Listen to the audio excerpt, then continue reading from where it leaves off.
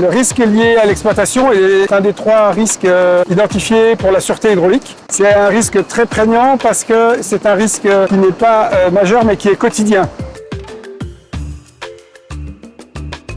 Les activités quotidiennes de l'exploitation peuvent entraîner des lâchers non voulus. Il subit aussi des influences externes comme la météo ou des problèmes de réseau sur les lignes électriques.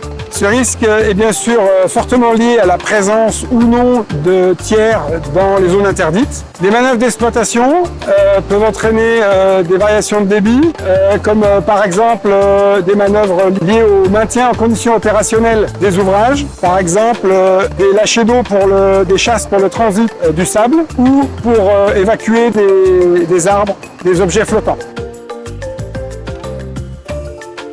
Le tronçon court-circuité sur la rive droite sera presque toujours sec et en rive gauche ne verra que 50 mètres cubes par seconde, hors saison des pluies. Les lâchers d'eau qui pourraient arriver, voulus ou non voulus, vont venir mouiller à nouveau le tronçon court-circuité et c'est pour ça que cette zone-là est très dangereuse. La retenue, quant à elle, pourra subir des variations de niveau.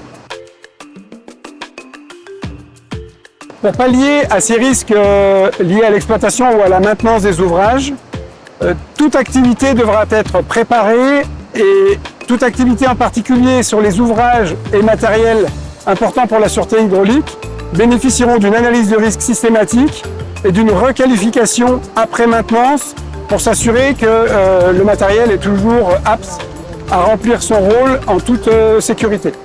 Cette maîtrise des risques passe bien sûr aussi par la professionnalisation. Tout le personnel d'exploitation et de maintenance a été formé et continue à être formé, à être habilité. Les exploitants utiliseront aussi des consignes d'exploitation, des instructions d'exploitation qui sont en cours de rédaction. Le dernier outil à notre disposition est la sensibilisation des tiers. C'est un travail qui est porté particulièrement par la DES. Sur le terrain, de nombreux panneaux rappellent les risques et informent l'ensemble des populations qui pourraient venir s'approcher des zones interdites. La sensibilisation n'étant pas toujours suffisante, une régulation sera assurée par les militaires qui surveillent le site et qui feront appliquer les règles.